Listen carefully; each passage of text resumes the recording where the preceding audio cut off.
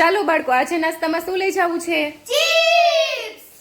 Chips છે. Chips નાસ્તામાં તો મેં જો બટેટા કટિંગ કરી લીધા છે, ચિપ્સ બનાવી લીધી છે અને અહીંયા ફ્રાય થાય છે ચિપ્સ.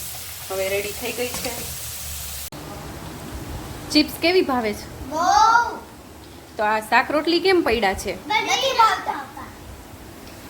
લે બોલો, આ શાક રોટલી જો પડ્યા છે એ નથી ભાવતા અને ચિપ્સમાં પડાપડી થઈ ગઈ. જોયું?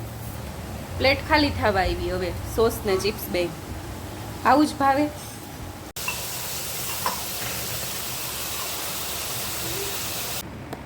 ચાલો મીઠું, મરચું, થઈ ગઈ તૈયાર ચિપ્સ.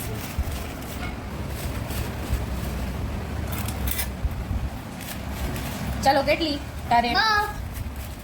હવે દીદી લંચ કરવાના.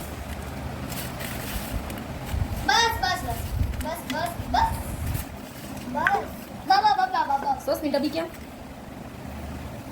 રાખી દેવાની છે?